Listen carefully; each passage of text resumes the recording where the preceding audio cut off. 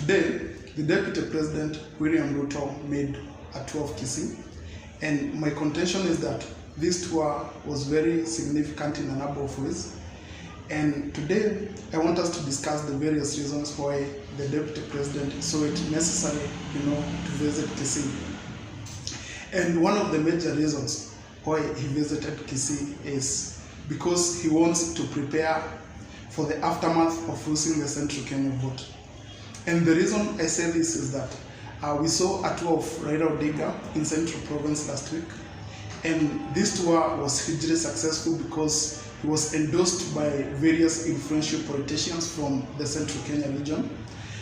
We also saw the crowd who were gathering at his meetings were quite enthusiastic, and they were quite fascinated, to see him visit that area.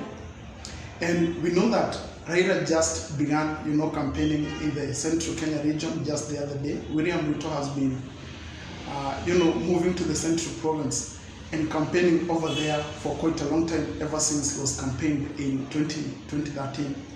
So the reception that Raila Odinga got in Central Province, has been a wake-up call for the for the Deputy President, because now for the first time, they understand that losing the Mount Kenya, vote is now a reality.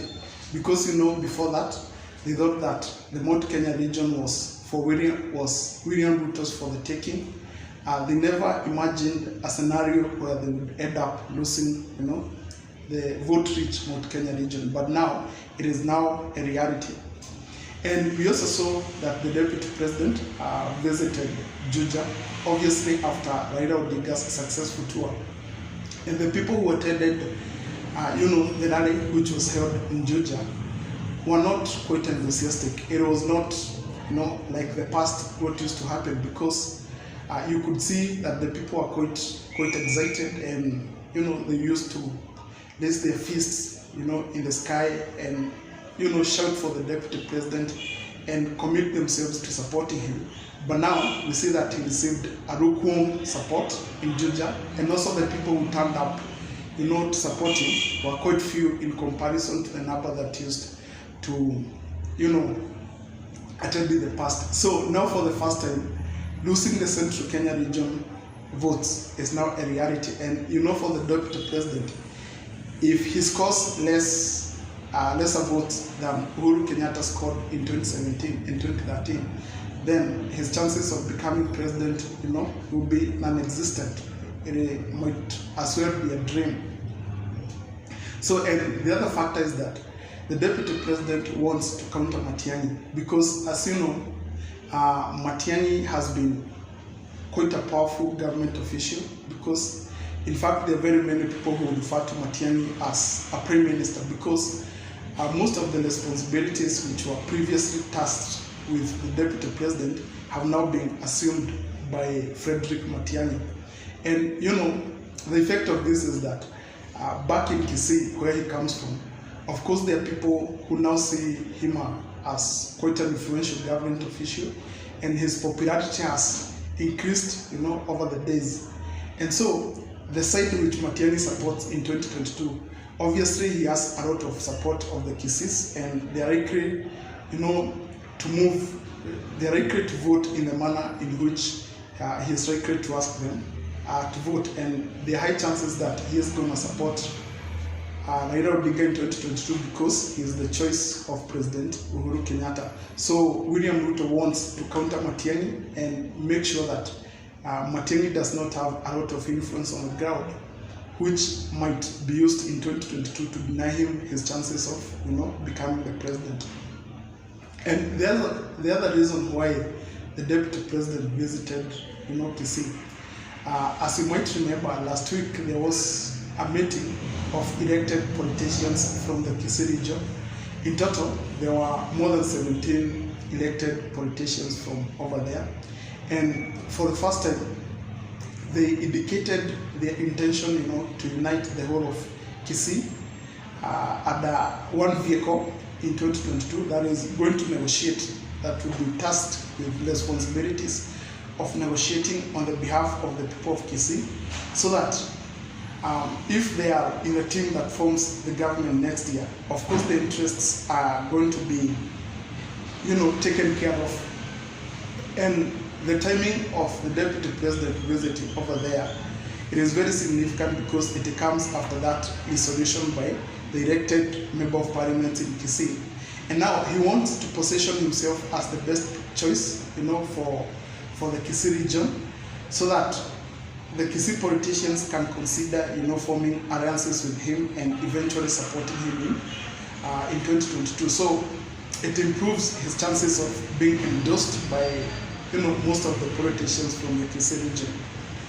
And the other reason is that, I think the deputy president understands the fact that Kisii is a battleground, because if you look at the voting patterns of Kisii in the past, they never actually voted, for any particular candidate 100%. Like you see what happens in other communities, like for Kikuyus in 2017, they voted for Uhuru Kenyatta man to man, like 100%. So Kisii, if you look at how they vote in the past, it is usually divided between two competing presidential candidates. So I think the deputy president understands that Kisii is a battleground, and if he moves over there for quite a number of times, there are high chances that he can get a chunk of votes that would be very important for him, and that might actually improve his chances of becoming the president. And that's it. When he was campaigning over there, I watched the speech, and I think he made a few mistakes, which I would like to highlight, and also, bring it to the attention so that they might correct, later. The deputy president, he was talking about the projects which the Jubilee government has done over there, and one of them was KMTC, and he talks about road construction in the area, and also the construction technical, institutions. And I think this might be interpreted by some people as being hypocritical. This is because the deputy president, has been technically out of government for quite some time, and he seems to take credit for things which are going nicely, in this government, and things which are not functioning as expected. He's seeming to distance himself with them. So there are very many people who might view the deputy president as being hypocritical, because you're supposed to, if it's all about taking credit for what has been done, you should take credit, but for the wrong things which have happened in government, still you're supposed to take credit for it.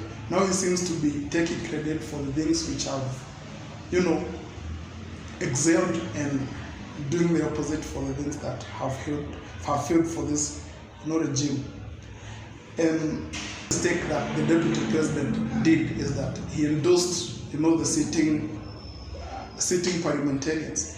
And the statistics in this country is that sitting parliamentarians do not stand a good chance of being elected, But now he was endorsing a certain member of parliament. I don't remember the constituency very well.